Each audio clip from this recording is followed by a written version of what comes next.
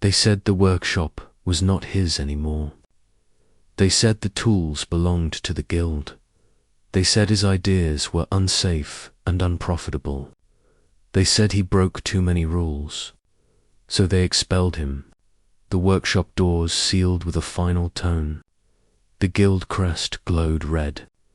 The street outside smelled of oil and dust. People watched from a distance. No one spoke his name. His name was Aaron Cade. Aaron stood still for a long moment. He held nothing but a small pack. Inside were a few notes and a worn data shard. Everything else stayed behind. The Guild of Artificers ruled the station.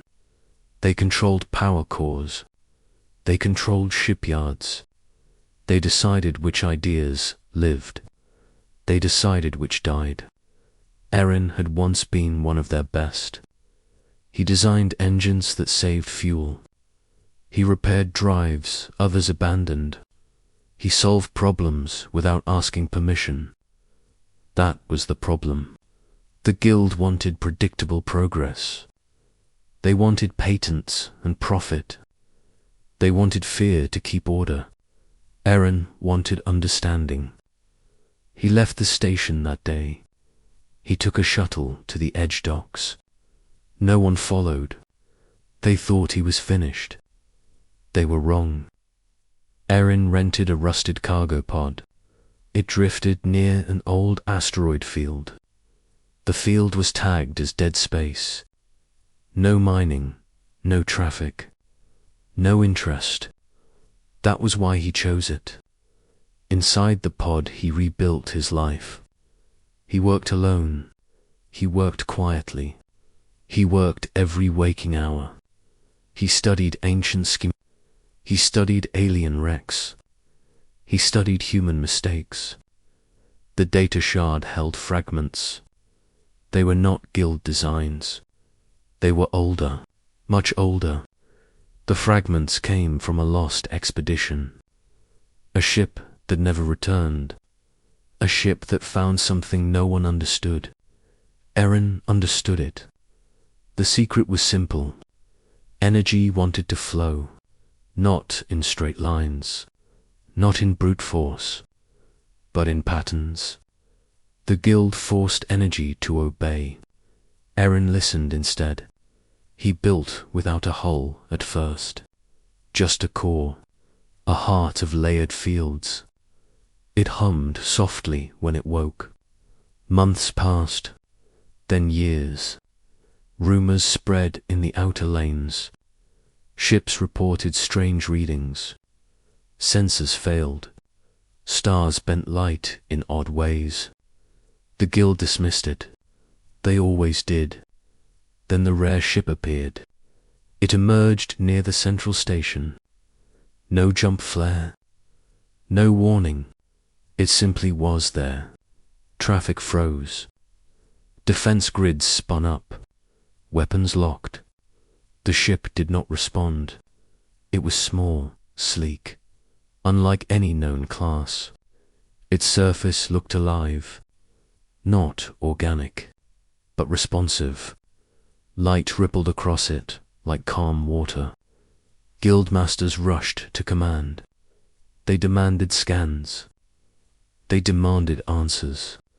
The ship broadcast a single signal. Aaron Cade. Silence followed. The guild leader stepped forward.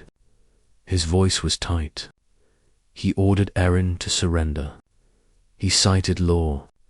He cited authority. The ship opened a channel. Aaron appeared on screen. Older now, calmer, eyes steady. He smiled once. "You expelled me," he said. "You took my tools. You took my work. You could not take what I learned." The guild demanded he explain the ship. They demanded ownership. They demanded control. Aaron shook his head. "This ship is not yours," he said. "It never could be." He invited them aboard. Against every rule they accepted. The ship welcomed them. No doors opened. The space simply allowed them in. Inside was quiet, no exposed conduits, no noise, no heat. The ship felt aware. Eren led them to the core. "This is a listening engine," he said. "It does not burn fuel. It does not tear space. It resonates." He touched the core. Stars appeared around them, not images, real-time echoes. This engine hears gravity. It hears time. It moves by agreement. The guildmasters did not understand. Eren continued, "You taught force. You taught domination.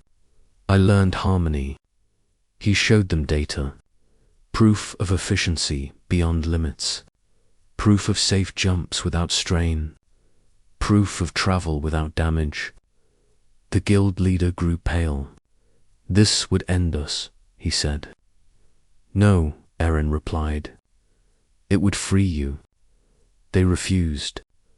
They declared the ship a threat. They ordered its seizure. The ship disagreed. Fields shifted. Weapons powered down. Defense grids went silent. The station could not touch it. Eren spoke once more. "Humanity stands at a wall," he said. "You build bigger hammers. I built a door." He turned to leave. "Where will you go?" the leader asked. "Everywhere," Eren said. The ship carried him away. It folded space like cloth. It vanished without force. Across the galaxy ships followed, not physically, but in idea. Engineers copied fragments. Pilots demanded safer drives.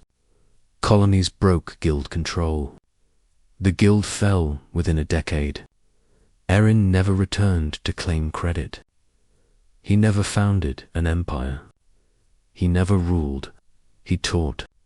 He appeared at broken worlds, at lost fleets, at dying stations, always in the same rare ship, always with the same calm smile.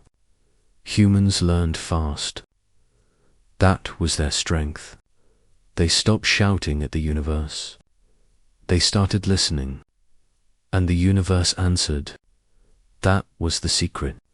Humanity did not conquer the stars. They were invited, and it all began the day one man was expelled from a workshop.